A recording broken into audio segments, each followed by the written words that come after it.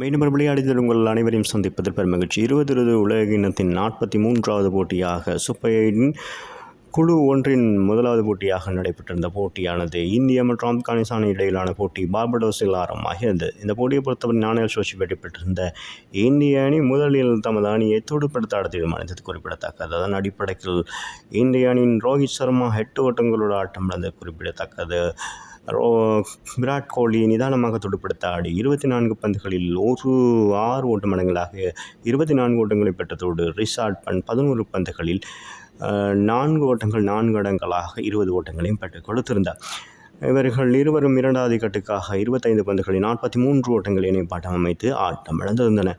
ஆகவே 8.3 பந்து வீச்சில் 62 ஓட்டங்களுக்கு 3 விக்கெட்டுகளை இழந்து தடுமாறிந்த வேளையில் மீண்டும் சிவம் தூபி கரம் கொடுப்பார் என்று எதிர்பார்த்த வண்ணம் 10 ஓட்டங்களோடும் அவரும் ஆட்டம் இழந்திருந்தார். ஆகவே 10.5 பந்து வீச்சில் 94 ஓட்டங்களுக்கு 4 விக்கெட்டுகள் என ஒரு இக்கட்டான சூழ்நிலை தள்ளப்பட்டது. அதாவது 5வது விக்கெட்டுக்காக சூரியகுமார் யாதவ் மற்றும் ஹார்திக் பாண்டியா அணியின் உப தலைவர் ஆகிய இருவரும் ஒரு சிறந்த இணைப்பாட்டம் அமைத்திருந்தார்கள். 37 பந்துகளில் 60 ஓட்டங்கள் சேர்த்திருந்தார்கள். இதில் சூரியகுமார் யாதவ் அதிரடியாக ஆடியிருந்தார். 28 பந்துகளில் 4 ஓட்டம் 6 ஓட்டங்கள் 3 இடங்களாக 53 ஓட்டங்களை இந்திய அணி சார்பில் அதிகப்படியாக பெற்றுக் கொடுத்திருந்தார். ஹார்திக் பாண்டியா தனது பங்குக்கு 24 பந்துகளில் 4 ஓட்டம் 6 ஓட்டங்கள் 2 இடங்களாக 32 ஓட்டங்களை பெற்றுக் கொடுக்க ரவீந்திர ஜடேஜா இறுதி நேரத்தில் 7 ஓட்டங்களோடு ஆட்டம் இழந்திருந்தார். இறுதிப் பந்தில் அக்ஷர் பட்டேல் 6 பந்துகள் எதிர்கொண்டு 4 ஓட்டங்கள் 2 இடங்களாக 12 ஓட்டங்களோடு ரன் அவுட் முறையில் ஆட்டம் இழக்க ஹர்ஷீப் சிங் ஆட்டம் இழக்காது 2 ஓட்டங்களோடு களத்திலிருந்த வழியில் நிர்ணயிக்கப்பட்ட 20 ஓவர்களில் 8 விக்கெட்டுகள் மாத்திரமிழந்து 181 ஓட்டங்களை பெற்றுக் கொடுத்திருந்தார்கள். இந்திய அணியை பொறுத்தவரை 181 ஓட்டங்களை பெற்றுக் கொடுத்தது இந்த மைதானத்தில் ஒரு சிறந்த ஓட்ட எண்ணிக்கையாகவும் கருதப்படுகிறது. எதிர் அணிக்கு ஒரு சவால் விடுக்கக்கூடிய ஒரு இலக்காகவும் நிர்ணயிக்கப்பட்டிருந்தது.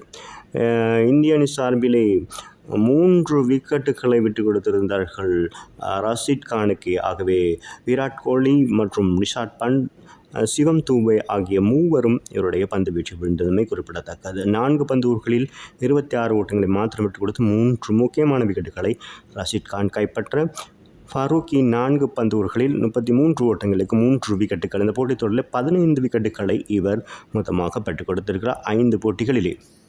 நவீன் உல்லாக் ஒரு விக்கெட்டையும் பெற்றுக் கொடுக்க இலக்காக 182 ஓட்டங்கள் ஆப்கானிஸ்தானுக்கு நிர்ணயிக்கப்பட்டுள்ளது என்று குறிப்பிடத்தக்கது. அதன் அடிப்படையில் அசமத்துல்லா ஒமசாய் 4 ஓட்டங்கள் 6 ஓட்டங்கள் 1 அடங்கலாக 26 ஓட்டங்களையும் நஜிபுல்லா சாடன் 6 ஓட்டங்கள் 2 அடங்கலாக 19 ஓட்டங்களையும் மற்றும் குல்டபின் நபீன் 17 ஓட்டங்களையும் மொஹம்மட் நபி 14 ஓட்டங்கள் ரஷீத் கான் 2 நூர் அகமட் 12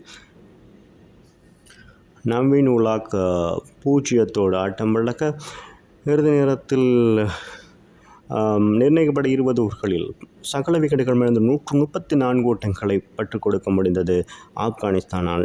ஆகவே இந்த போட்டியில் இந்திய அணி சிறப்பான முறையில் பந்து வீசின் காரணமாக 47 ஓட்டங்கள் வித்தியாசத்தில் இந்த போட்டியில் இந்திய அணி முதல் வெற்றியை குழு ஒன்றில் பெற்றிருக்கிறது என்பது குறிப்பிடத்தக்கது. ஆகவே அந்த குழுவிலே முதலாம் இடத்தை பெற்றுக் கொடுத்திருக்கிறது. 2 புள்ளிகளோடும் முதலாம் இடத்தை பெற்றிருக்கிறது.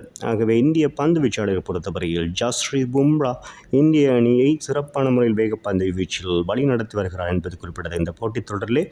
ஆகவே ஜஸ்பிரீத் பும்ராவை பொறுத்தவரை 4 ஓவர்கள் பந்து வீசி 1 ஓட்டமற்ற பந்து ஓவர் 7 ஓட்டங்களை மாத்திரம் விட்டுக் கொடுத்து முக்கியமான 3 விக்கெட்டுகளையும் வீழ்த்தியதோடு மொத்தமாக எதிரணிக்கு 20 பந்துகளில் எந்த விதமான ஓட்டங்களும் வழங்காதவாறு பந்து வீசியிருந்தமை குறிப்பிடத்து கூற வேண்டிய ஒரு விடயமாகும். இதில் ஹர்ஷீப் சிங் 4 ஓவர்கள் 36 ஓட்டங்கள் விட்டுக் கொடுத்தனாலும் 3 விக்கெட்டுகளையும் குல்தீப் யாதவ் 2 விக்கெட்டுகள் அக்ஷர் பட்டேல் ரவீந்திர ஜடேஜா தலா ஒவ்வொரு விக்கெட்டுகளையும் வீழ்த்தியது குறிப்பிடத்தக்கது.